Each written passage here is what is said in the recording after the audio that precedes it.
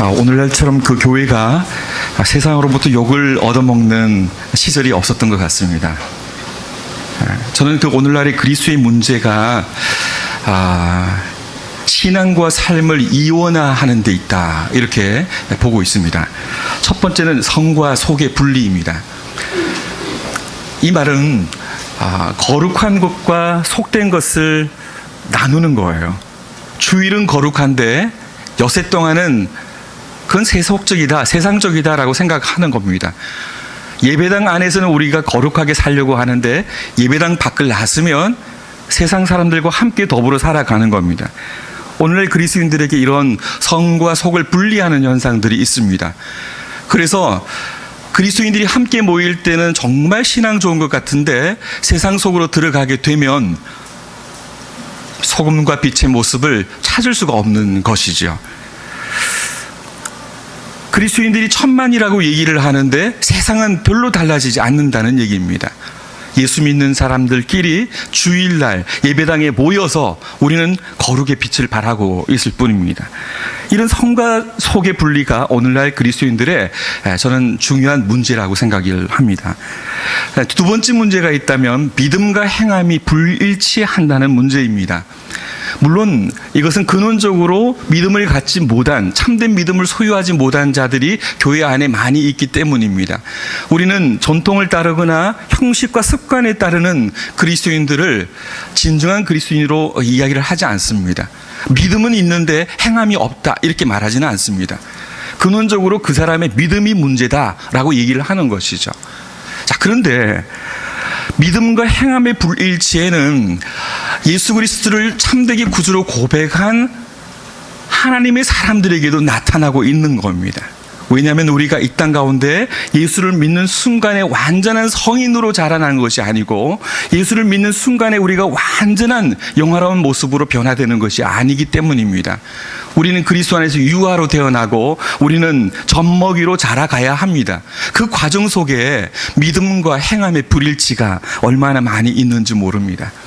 하나님의 영광을 위해 살겠다 다짐을 하지만 그 다짐이 오래가지 못하는 이유가 우리 안에 원치 않는 죄가 있고 우리 안에 옛 습성들이 남아있기 때문에 그렇습니다. 이것 때문에 우리가 몸부림치잖아요. 이것 때문에 많이 아파하잖아요. 그래서 우리가 하나님의 영광을 나타내기를 소망을 하는 것입니다. 신앙은 그래서 곧 삶이다 라고 하는 얘기를 합니다. 이 말은 믿는다는 것은 사는 것입니다. 믿는다는 것은 행동하는 것입니다. 우리가 하이델베르크 유리문답을 공부하셨겠지만 하이델베르크 유리문답의 저자 자카리아스 우르시누스는 그래서 참된 믿음을 가리켜서 실천하는 지식이다라고 얘기를 했던 겁니다.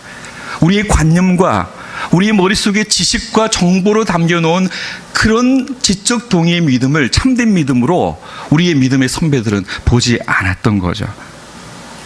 믿음과 행함의 관계는 그렇게 중요한 것입니다. 우리가 믿는 바대로 살아가는 것은 우리 주님께서 우리에게 요구하시는 엄중한 명령입니다. 저는 그 가운데 하나, 오늘 우리들이 종종 당면하는 그리스도인들의 인간관계의 문제를 좀 살펴보려고 합니다. 사람으로 인한 문제입니다. 그리스도 안에서 한 형제 되고 한 자매 되었는데 그런데 그 가운데서 참 아픔이 생기고 서로가 불일치가 나타나고 그로 인하여 힘들어하는 문제를 오늘 이 시간에 생각을 하려고 합니다. 물론 그렇습니다. 검은 머리 팥불이 될 때까지 죽도록 이 사람만 사랑하겠다, 그렇게 하나님 앞에 맹세하셨지요. 다짐하셨지요. 그런데 그 다짐이 어디론가 사라지고 우리의 자리에, 우리 현실에는 얼마나 많은 다툼, 부부싸움이 있습니까? 그렇죠. 정말 한 몸 됐는데, 정말 하나 됐는데, 그런데 우리 가운데 이렇게 다툼이 있어요. 부부 간에도 그렇다면 우리가 예수 그리스도 안에서 서로 믿음의 공동체를 이루었다고는 하지만 서로 다른 인생, 서로 다른 가치관, 서로 다른 자리에서 다른 세월을 살아온 우리 모두가 어떻게 완전히 하나일 수 있겠냐는 거예요.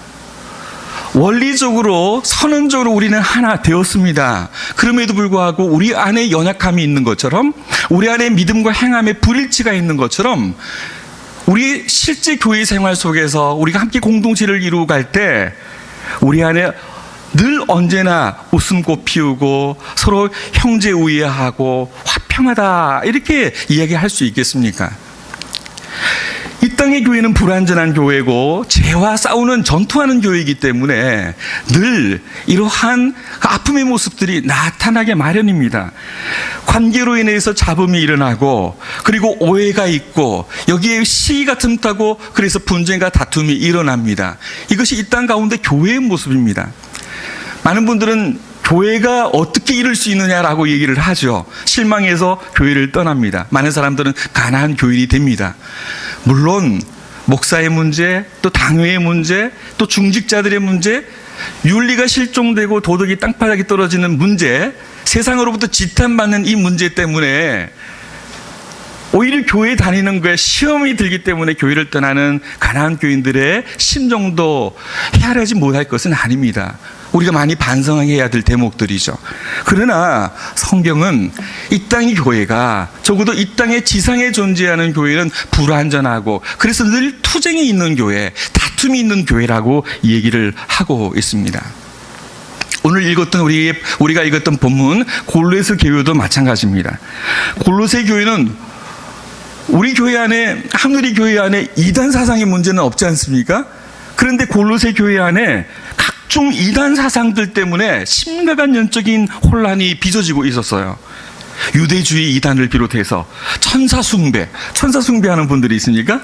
없지요. 그런데 이 골로새 교회에 천사숭배하는 자들이 있었습니다.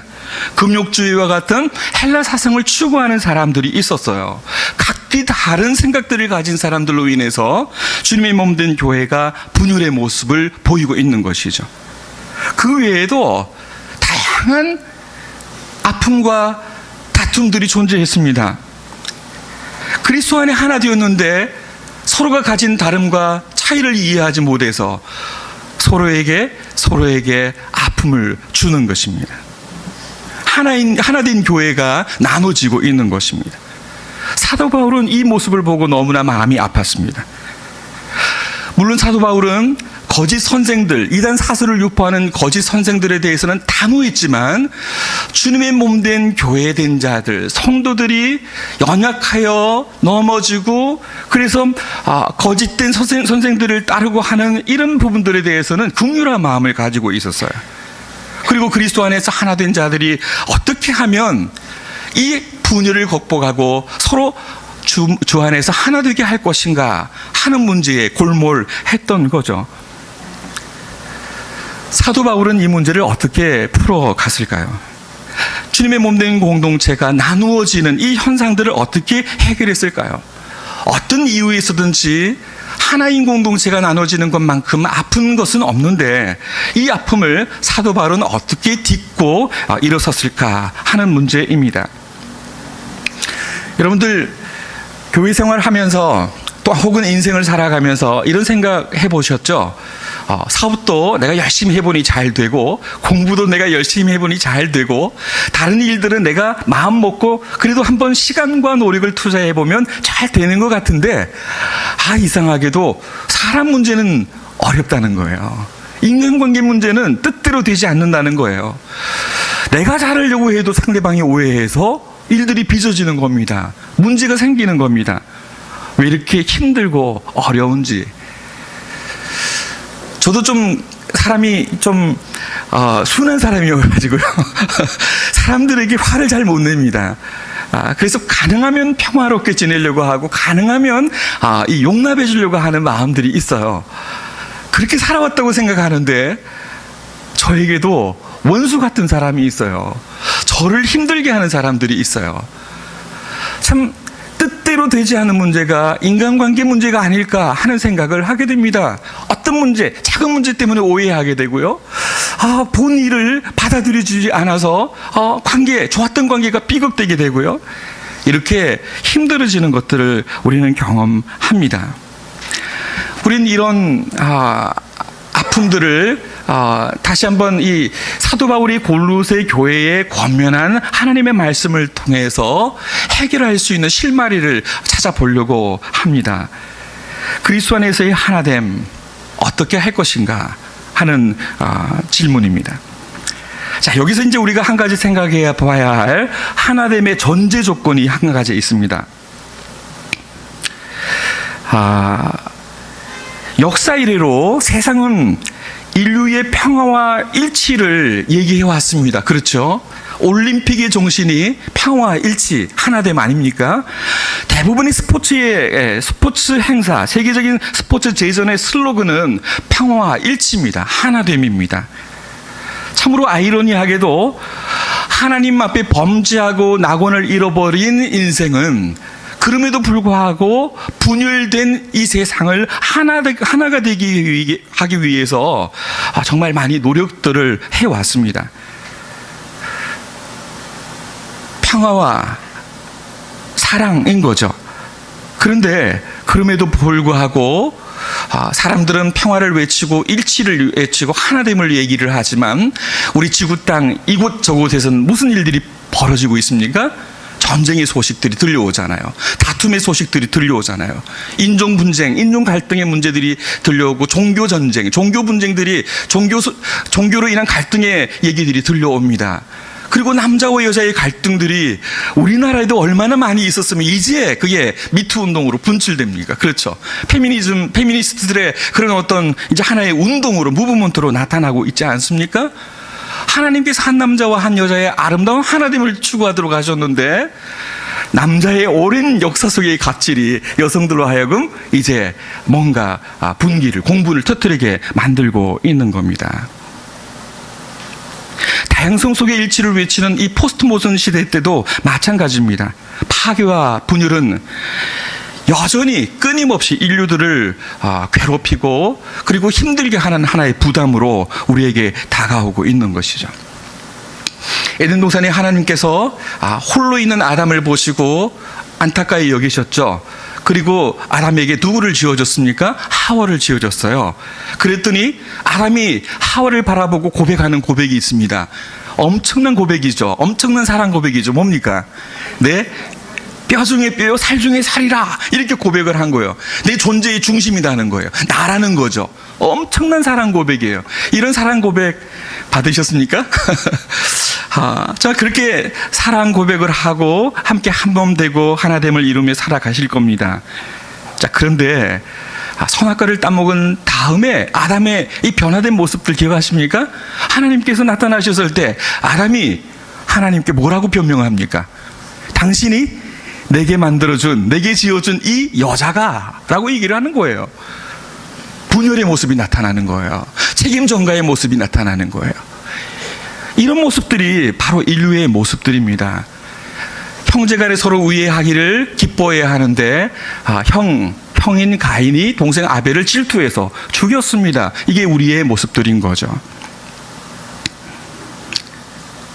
우리가 살아가는 세상에서 참 하나됨을 얘기를 하는데 근원적인 이유를 해결하지 못하고 그냥 인간들이 스스로 노력을 하려고 합니다.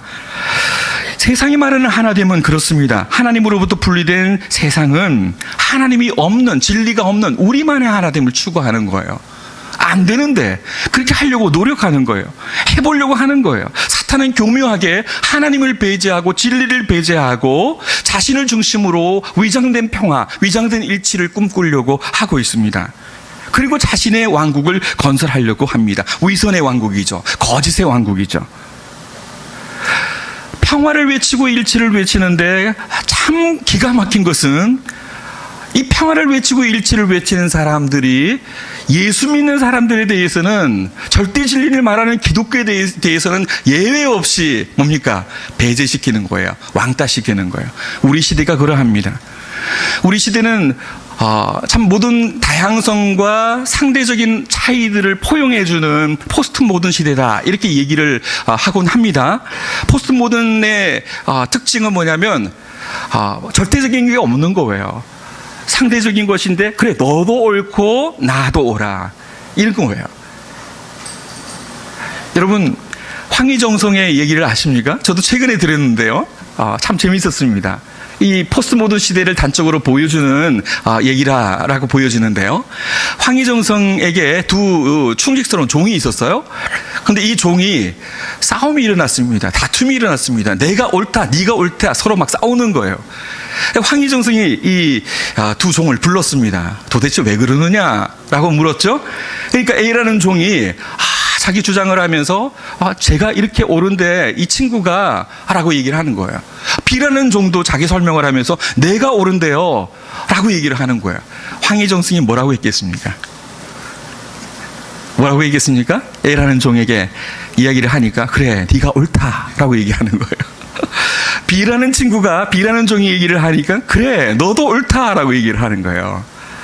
이 모습을 본 황희정성의 부인이 와서 아니 A도 옳고 B도 옳으면 옳고 그름을 어떻게 분별을 해줄 수 있겠습니까? 라고 황희정성에게 따졌어요. 부인이. 그랬더니 황희정성이 부인을 보면서 그래 당신도 옳소 이렇게 얘기를 하는 겁니다. 너도 옳고 나도 옳고 우리 모두가 옳다는 것이 바로 톨레랑스, 관용을 얘기하는 포스트 모던의 정신인 거죠. 그런데 희한한 것은 절대 진리를 얘기하는 기독교는 배제됩니다. 하나님이 배제됩니다. 진리가 배제됩니다. 우리가 살아가는 세상에 하나됨을 추구하고 평화와 일치를 추구하는 세상의 평화는, 세상의 일치는 이처럼 하나님이 없는, 진리가 없는 평화와 일치인 것이죠.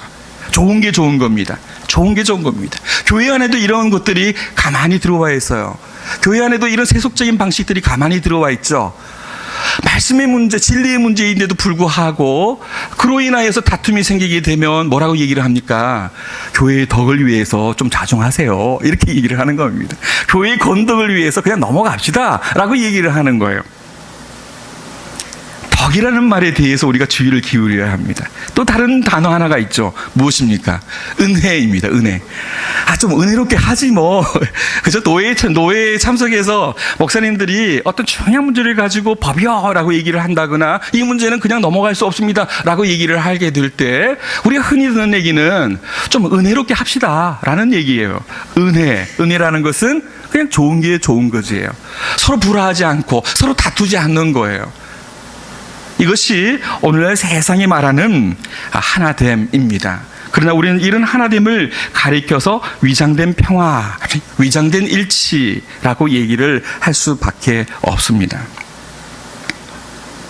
우리는 진정한 일치라는 것이 그리스도 안에서만 주어질 수 있다는 사실을 깨달아야 합니다. 죄로 인하여 하나님을 잃어버렸어요. 안토니 후쿠마라는 개혁신학자가 그런 표현을 했죠.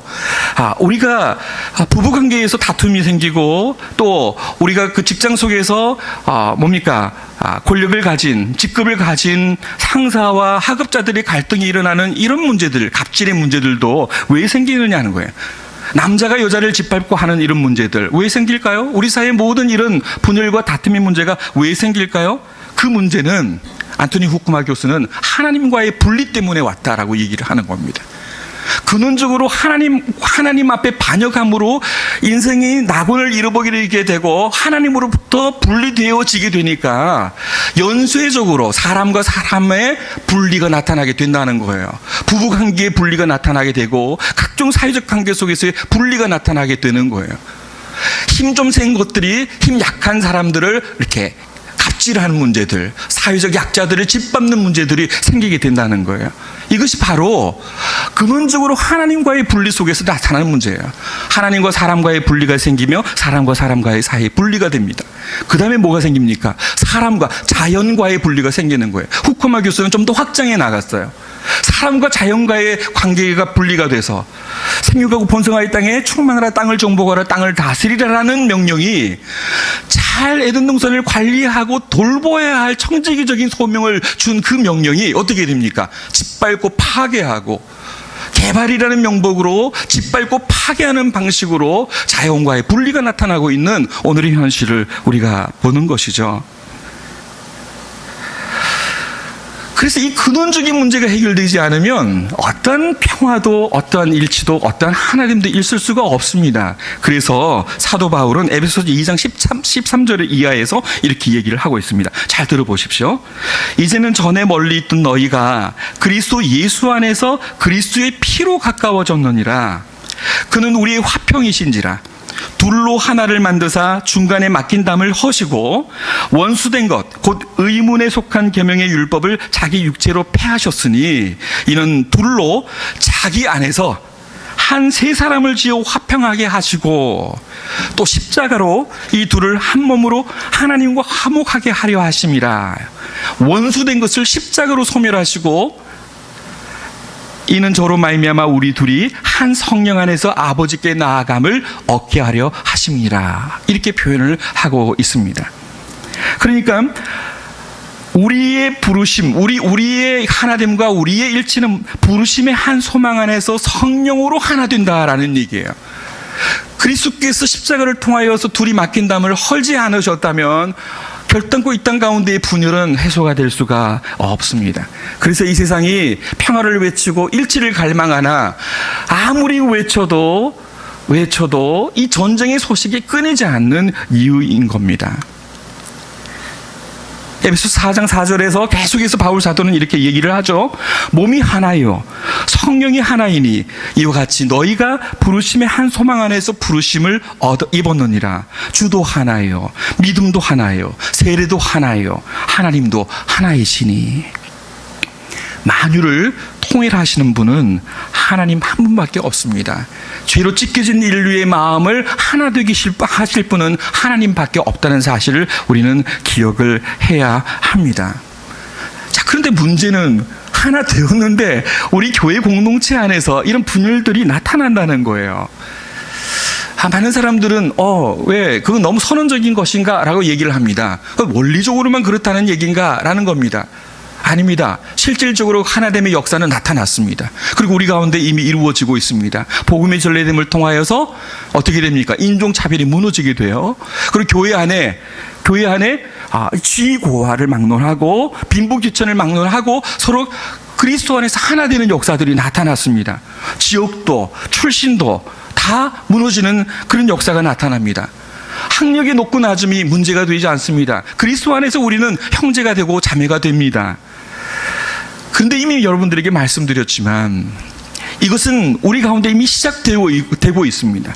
그러나 주님께서 재림하시는 그날까지 끊임없이 진행되어 가야 할 것입니다. 그리고 완결은 주님께서 재림하셔서 이루실 영원한 새하늘과 새 땅에서 완결이 될 것입니다. 이제 우리에게 주어지는 요구가 있다는 것입니다. 우리에게 주어지는 도전이 있다는 것입니다. 바로 이 도전이 오늘 우리로 하여금 우리가 끊임없이 하나님 앞에서 성령 안에서 성령을 쫓아 행하기를 힘쓰는 성화의 길을 걷기를 위하는 끊임없는 치열한 영적 전투를 벌이는 것과 마찬가지로 교회 안에서 하나님을 힘써 지키기 위하여서 우리가 노력해야 할 그런 요구로 다가온다라는 거죠. 오늘 우리가 읽었던 그 본문을 다 함께 한번 읽어보도록 하죠. 그보다 전에 3장 8절에서 11절을 함께 읽어보도록 하겠습니다. 3장 8절에서 11절을 큰 소리로 함께 읽겠습니다. 시작. 이제는 너희가 이 모든 것을 벗어버리라. 곧 분함과 노여움과 악의와 비방과 너희 입에 부끄러운 말이라. 너희가 서로 거짓말을 하지 말라. 옛사람과 그 행위를 벗어버리고 새 사람을 입었으니 이는 자기를 창조하신 이의 형상을 따라 지식에까지 새롭게 하심을 입은 자니라. 거기에는 헬라인이나 유대인이나 할레파나 무할레파나 야만인이나 스고디안인이나 종이나 자유인이 차별이 있을 수 없나니 오직 그리스도는 만유시요 만유 안에 계시니라. 아멘. 우리가 그리스도 안에서 그리스도의 십자가의 피를 통하여서 죄 씻음을 받고 구원함을 얻음으로 그리스도 안에서 새 사람이 되었다라는 겁니다. 바로 이것이 우리가 하나 되어야 할 전제인 거예요. 자꾸 다름과 차이를 보려고 하는 거예요. 예수 그리스도를 알지 못했을 때 우리가 서로 헬라인과 유대인을 구별했어요. 전라도와 경상도를 구별했어요. 그냥 네 편을 나누었어요. 그런데 그리스도 안에서 이 모든 막힌 담들이 허물어졌고 우리는 그리스도 안에서 만유를 통일하시는 그분 안에서 하나가 되어졌단 말이에요. 우리는 새로운 존재가 되었거든요. 그런데 우리가 다시 옛 시절로 돌아가려고 하는 거예요. 옛 자아의 모습으로 돌아가려고 하는 거예요. 옛 습성을 따라 행하려고 하는 거예요. 그러다 보니까 그리스도 안에 우리가 공통된 이 분모를 보지 아니하고 자꾸 뭘 봅니까? 이전에 가졌던 서로 간의 차이를 보는 거죠. 차이를 부각시키는 거예요. 스타일의 차이를 부각시키고 살아온 삶의 방식을 부각시키고 성격의 차이를 부각시키고 그리고 이것이 맞아야 우리는 일치를 이룰 수 있다라고 얘기를 하는 겁니다. 그러나 사도 바울은 오늘 우리에게 하나됨의 중요한 존재를 얘기하고 있으니 그리스도 안에서 우리가 새 사람이 되었다라는 거예요. 내가 그러하다면 옆을 한번 바라보시겠습니까? 옆을 한번 보시겠습니까? 편하게 바라보시고 한번 미소도 지어주시고요. 바로 옆에 있는 우리 사랑하는 지체가 그리스도 안에서 동일하게 새 사람이 되었다라는 거예요. 그렇죠? 그것만큼 우리가 사랑해야 할 이유가 뭐 어디 있으며 우리가 하나됨을 이루고 화평해야 할 이유가 어디에 있겠습니까? 우리가 그리스도 안에서 하나 되어야 할 이유는 딱 한 가지입니다. 그리스도 안에서 우리가 새 사람이 되었다라는 사실이죠. 자, 너무 잘합니다. 그런데 잘 안 돼요. 무엇이 우리로 하나가 되지 못하게 할까? 우리가 그리스도 안에 새 사람이 이미 되었는데 그러나 우리 안에 분열과 다툼이 일어나는 이유가 무엇일까? 이 하나됨을 가로막는 것이 무엇일까를 한번 생각해 보려고 합니다. 실제로 우리의 고민은 여전히 그리스도 안에서 우리가 새 사람이 되었지만 우리 안에 나타나는 하나 되지 못하는 모습에 있습니다. 그리스도 안에서 하나가 되어졌음에도 불구하고 우리로 하여금 하나가 되지 못하도록 막는 것은 무엇일까? 성도가 진정한 하나됨을 이루려고 하는데 참 큰 걸림돌, 막는 장애물은 무엇일까를 한번 생각해 보겠습니다. 5절을 보면은요, 들으시면 됩니다. 땅에 있는 지체를 죽이라 라고 얘기를 하고 있죠. 바로 땅에 있는 지체입니다. 땅에 있는 지체. 이거 바울은 이 말을 다른 말로 옛사람과 그 행위라라고 얘기를 하고 있고요. 여러분들이 그 김홍전 박사님의 책을 혹은 읽어보셨는지 모르지만 김홍전 박사님은 이것을 아상이다 이렇게 얘기를 하고 있습니다. 옛자인 거예요. 바로 이것 때문에 그리스도 안에서 하나 되어진 교회 공동체가 때로는 뒤축 박죽으로 엉클어지는 거예요. 서로 치고받고 싸우기도 하는 거예요.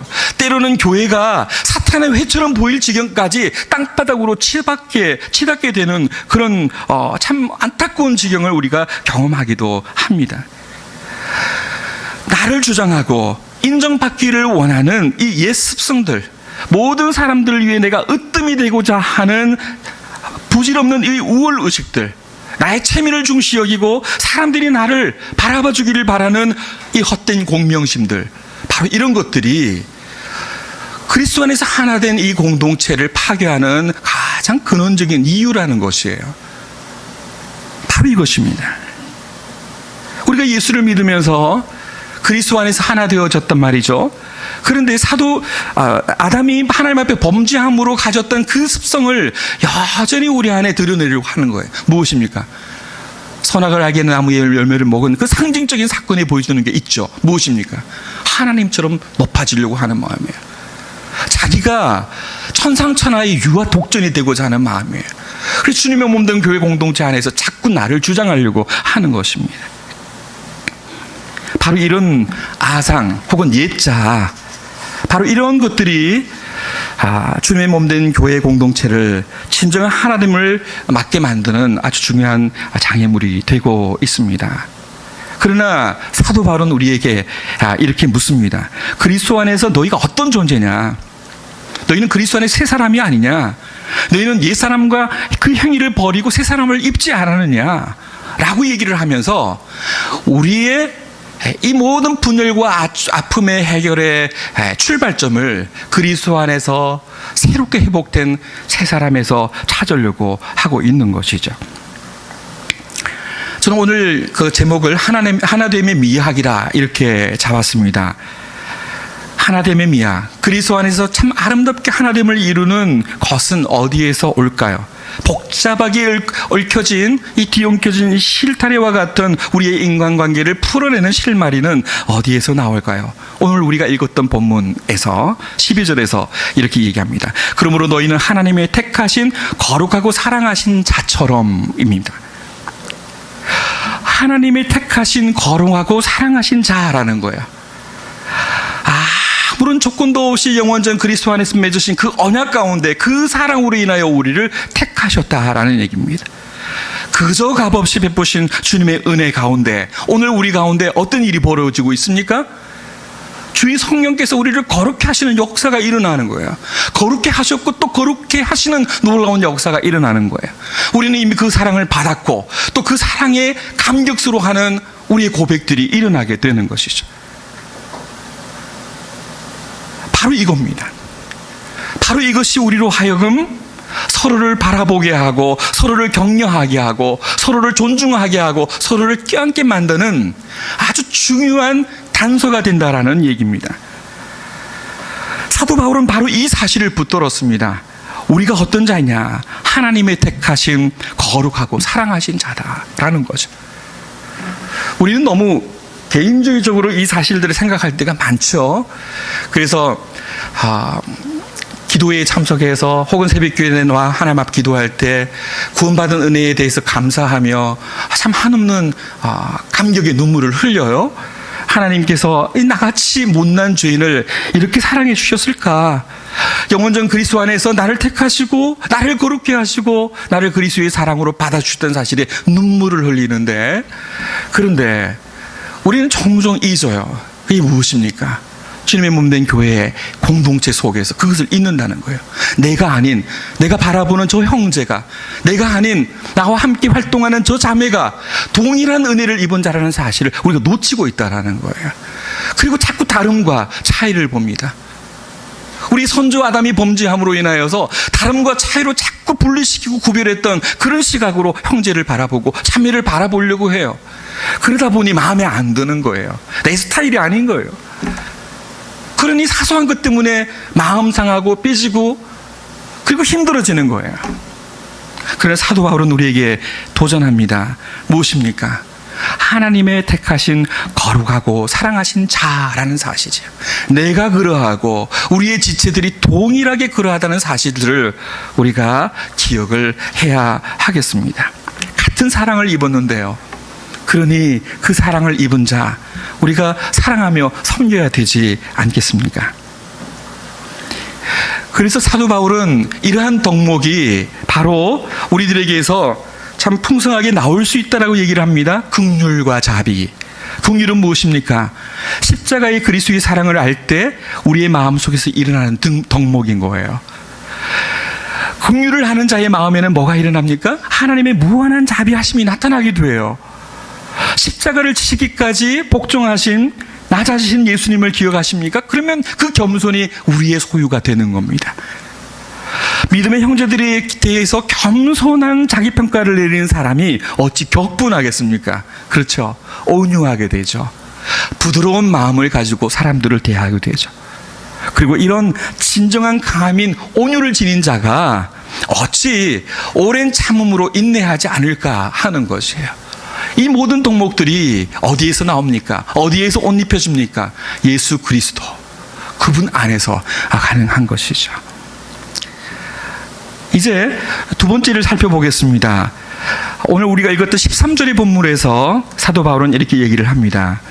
누가 네게 불만이 있거든 서로 용납하여 피차 용서하되 주께서 너희를 용서하신 것과 같이 너희도 그리하고. 주께서 너희를 용서하신 것 같습니다. 1만 달란트의 빚을 탕감받는 종을 기억하시죠? 너무 좋아했습니다. 그런데 사면을 받고 탕감을 받고 가는 길에 누구를 만났습니까? 친구를 만났죠. 그 친구가 나에게 얼마를 빚졌습니까? 100데나리온을 빚졌단 말이에요. 1만 달란트에 비하면 3발의 피죠. 아무것도 아닌 거죠. 그런데 이 친구가 본적 생각이 난 거예요. 1만 달란트를 탕감받아서 너무 좋아했는데 100데나리온이 있으면 내가 좀 어떻게 살겠는데 하는 생각이 들었던 거겠죠. 그리고 이 친구에게 돈을 내놔라 라고 요구를 했더니 탕감을 해준 그 주인이 어떻게 분노했어요. 그리고 결국에는 이 사람은 감옥에 갇히게 되는 거죠. 너무 흔하게 들은 얘기인데요.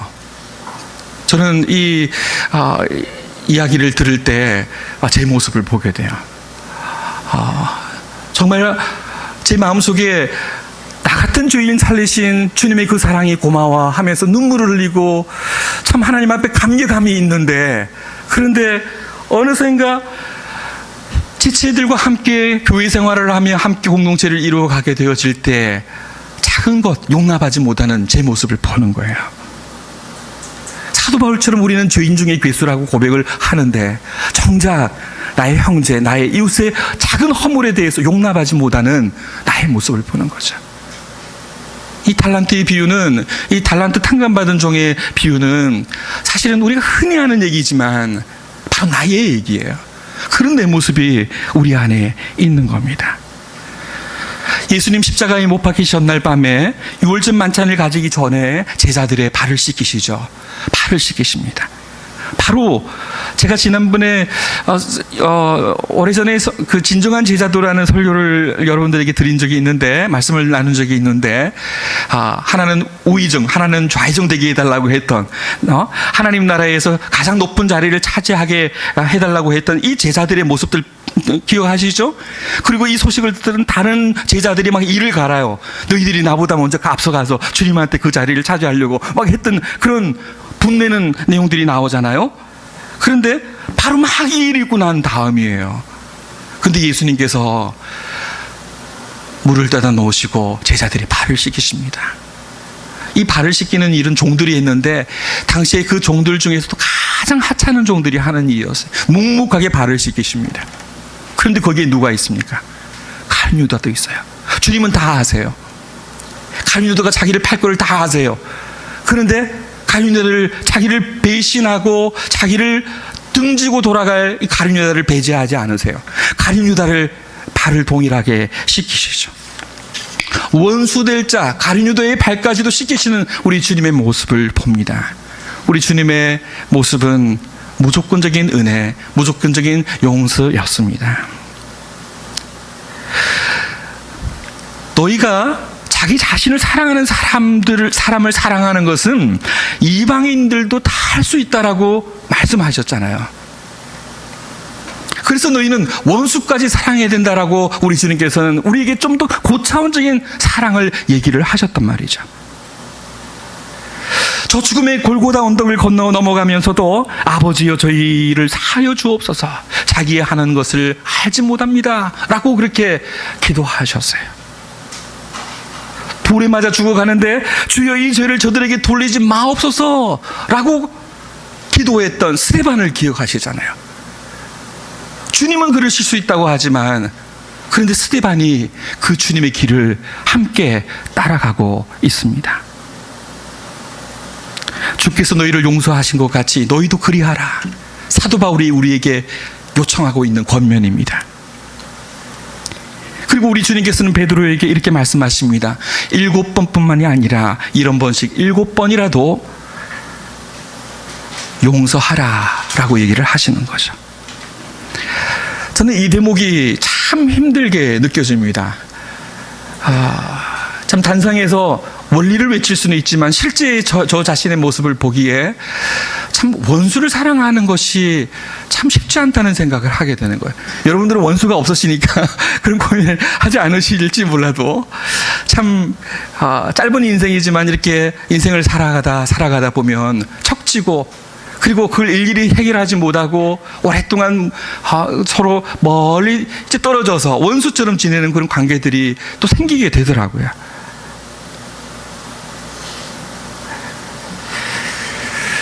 오늘 본문 13절에서 누가 네게 불만이 있거든, 이 말은 뭐냐면 혐의가 있는 사람이에요. 저에게 잘못한 사람, 저에게 악을 행한 사람, 도무지 용서할 수 없는 그런 나쁜 일을 행한 사람에 대해서도 용서하라 라는 것이에요. 서로 용납하라 라는 것이에요. 근데 그게 안 돼요. 너무 안 돼요. 말씀을 듣고 기도할 때는 돼요. 진짜 말씀 듣고 기도할 때는 하나님께서 마음을 주셔가지고 사랑하고 용납해야지. 그래, 참 그리스도 안에서 새 사람이니까, 나를 살리신 주님께서 저도 또한 살리셨으니까 라고 이게 마음이 되는데 맞닥뜨리게 되잖아요. 근데 맞닥뜨렸는데 상대편이 용서를 구하면 돼요. 그렇죠. 그럴 만한 넉넉한 마음은 갖고 있어요. 그런데 그렇지 않아요. 여전히 이를 갈고, 여전히 적대하고, 여전히 저를 음해하고 비방하고 해하는 모습들을 보게 되면 그 마음이 순간적으로 사라져 버리는 걸 경험하게 되는.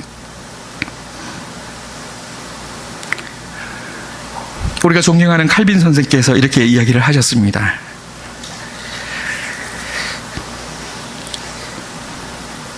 마땅히 우리가 공분을 가지고 싸워도 될 사람들, 그렇죠, 불의한 자들, 악인들, 정당하게 내 자신의 권리를 요구할 수 있는, 주장할 수 있는 그런 사람들에 대해서도, 그럴 때에도 우리가 긍휼과 용서하는 마음을 가져야 한다라고 얘기를 하더라고요.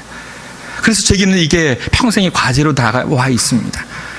제 힘으로 할 수 없기 때문에 참 그리스도 안에서, 주의 성령 안에서 그 은혜를 주시기를 간절히 기도하고 구하고 있습니다. 적어도 제 마음속에 있을 데 없는 자존심, 아상, 옛사람, 옛행위, 이거를 고집하지 않으려고 마음을 먹고 있어요. 잘 안 되는데, 그런 내 힘으로 안 되는 것이기에 주의 성령께서 내 마음에 더 풍성한 은혜를 촉촉히 젖어 주시기를 기도하면서 주님 앞에 나아갑니다. 다름과 차이는 그래도 좀 용납하겠어요. 또 연약함과 부족함을 지닌 지체들도 용납하겠어요. 그러나 잘못과 불의를 행하는 혐의를 가진 자들에 대해서는, 원수가 된 자에 대해서는 잘 안 돼요. 그러나 오늘 우리 주님께서 요구하시는 것은 바로 가룟 유다도 발을 씻기셨다는 거예요. 스데반은 자기를 돌을 던지는 사람들에게 그들이 내 앞에 와서 용서를 구하지 않았지만 저들이 자신들이 하는 일을 알지 못한다고 하면서 주님 앞에 모든 것을 내어 맡기고 용서의 마음으로 죽음의 길을 걸어갔던 것들을 기억합니다. 말씀을 전하지만 저도 자신할 수 없는 이 문제에 대해서 우리 함께 평생의 과제를 가지고 주님 앞에 한번 엎드려 보십시다. 붙들어 주님 앞에 참 눈물을 흘리고 붙들려 메어 보고 주의 성령께서 내 마음속에 참 긍휼의 마음, 자비의 마음을 넘치도록 주실 것을 우리가 한번 간구해 보십시다. 이제 말씀을 맺겠습니다. 이 모든 것 위에 사랑을 더하라. 빌립보 교인들을 위해 바울이 기도하면서 가장 먼저 간구했던 것은 너희 사랑을 점점 더 풍성하게 하실 우리 주님의 역사를 기도했던 거예요. 이 표현을 꼭 명심하면 좋겠습니다. 사랑은 의롭게 하는 여러분의 믿음의 가장 적극적인 표현입니다. 주님을 믿는다라고 고백하시죠. 주님을 믿는다라고 고백하시면 주님을 사랑하는 것처럼 동일하게 이웃을 사랑하십시오. 사랑이 믿음의 표현입니다. 사람의 방언과 천사의 말을 할지라도 사랑이 없으면 아무것도 아닌 것을 우리가 기억해야 합니다. 예언하는 능이 있어 모든 비밀과 모든 지식을 알고 또 산을 옮길 만한 모든 믿음이 있을지라도 사랑이 없으면 아무것도 아님을 기억해야 합니다. 내게 있는 모든 것으로 구제하고 또 내 몸을 불살하게 내어줄지라도 사랑이 없으면 아무 유익이 없다는 것을 기억해야 합니다. 사랑만이 할 수 있습니다. 사랑만이 온전히 메워주는 띠이기 때문에 그러합니다. 그리스도의 사랑이, 십자가의 그 절절한 사랑이 우리의 마음을 가득 채우기를 기도합니다. 그 마음이 넘쳐서 그 마음으로 이웃을 사랑하고 형제를 사랑하고 우리의 자매를 사랑하는 아름다운 한우리 교회 공동체 되기를 축복하며 기원합니다. 기도하겠습니다. 하나님 아버지 감사합니다. 저희는 부족합니다. 저희의 능으로 힘으로 안 되는 것을 늘 경험합니다. 하나님, 그래서 그리스도의 십자가 앞으로 나아갑니다. 십자가 그 사랑을 더욱더 깨닫고 그 사랑에 젖어들게 하시고 우리 가운데 그 사랑을 풍성하게 넘치도록 역사해 주시는 주의 성령을 따라 형제를 사랑하며 자매를 사랑하며 그리스도 안에서 진정한 하나됨을 이루는 저희들 되도록 인도하여 주옵소서. 이 모든 말씀을 예수님 이름으로 기도드립니다. 아멘.